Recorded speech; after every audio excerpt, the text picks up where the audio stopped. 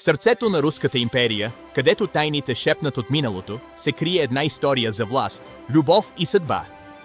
Портретите на Екатерина Орлова и императора оживяват, разкривайки забравени истини. Стари документи и писма се развистват сами, сякаш невидим дух ги преглежда, докато пламъците на свещите танцуват в полумрака, разкривайки отдавна погребани тайни.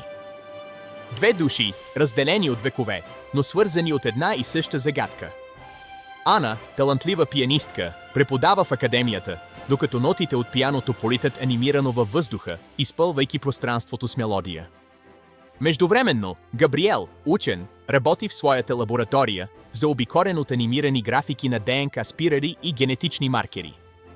Линии от светлина свързват исторически документи с резултатите от ДНК тестове, визуално преплитайки миналото с настоящето. Едно неочаквано откритие разтърсва света им. Старинна ваза се разпуква леко, разкривайки скрит пръстен, който заблестява с мистична светлина. Карта на Санкт-Петербург се появява, а земята на императора е очертана в злато, докато светкавици подчертават нейното историческо значение. Контрастът между студеното синьо на опасността и златистото сияние на наследството е осезаем, предвещавайки предстоящи събития. Но с откритието идват и опасностите. Ана и Габриел са принудени да бягат през заснежена гора, където падащият сняг и бързите следи в снега създават усещане за неотложност. Силуети на преследвачи с черни маски се появяват, движейки се с бързи панорами.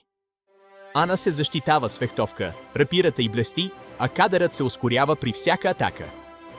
Габриел бързо отключва врата, ключът се върти в механизма, докато напрежението нараства.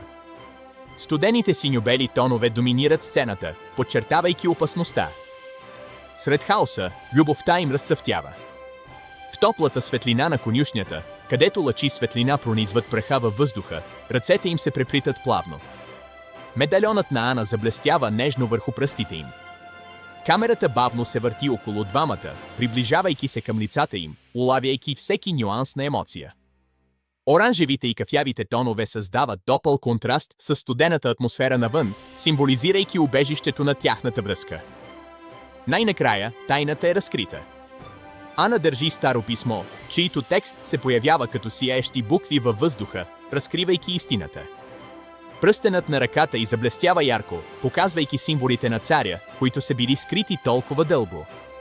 Камерата се върти леко, създавайки ефект на времеви преход между миналото и настоящето, докато всички парчета от пъзела си идват на мястото.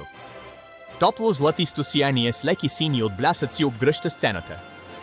Синята наследница – една история, която ще ви отведе на пътешествие през времето, мистериите и сърцето. Очаквайте скоро новия роман на Кубинеца и Сейди Парада.